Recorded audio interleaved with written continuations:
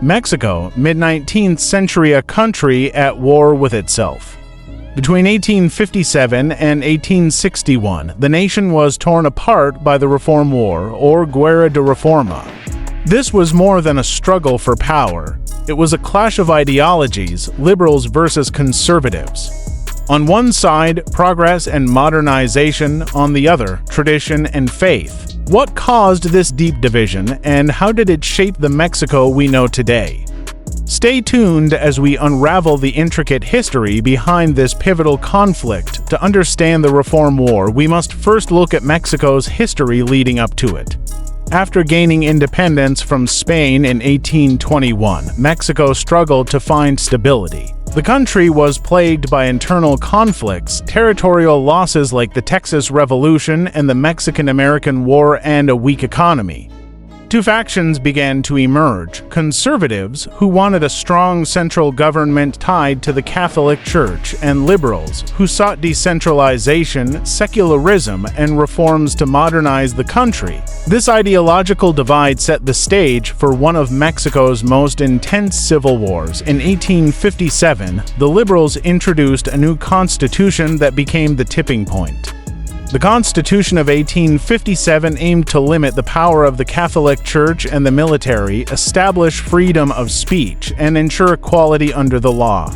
Key reforms included secularizing education and marriage, abolishing special privileges for the clergy and military, known as fueros, distributing large church-owned lands to small farmers.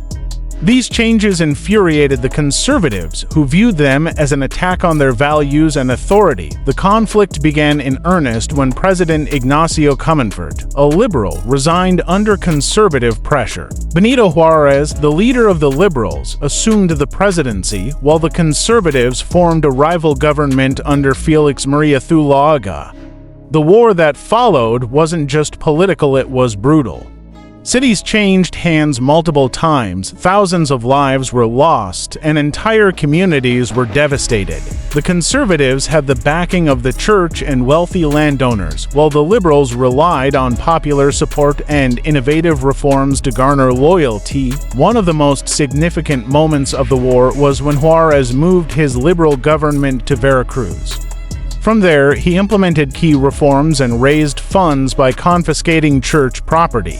Meanwhile, the conservatives struggled to maintain control but gained support from foreign powers like Spain and the Vatican.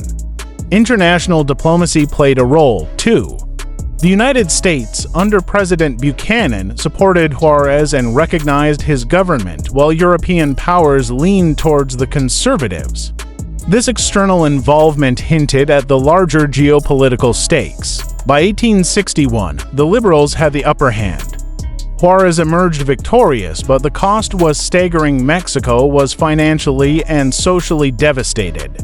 However, the liberal reforms laid the foundation for a modern, secular Mexico, but the victory was short-lived. The political and financial instability left Mexico vulnerable to foreign intervention, leading to the French invasion and the establishment of the short-lived Second Mexican Empire under Maximilian I. The echoes of the Reform War would reverberate through Mexico's history for decades. The Reform War wasn't just a battle between liberals and conservatives, it was a struggle for Mexico's soul. The ideals of equality, secularism, and modernization triumphed, but at a great cost. Even today, the lessons of the Reform War remind us how ideological divides can shape a nation's destiny. If you enjoyed this deep dive into Mexican history, don't forget to like, subscribe, and share. Let me know in the comments what historical event you'd like me to cover next.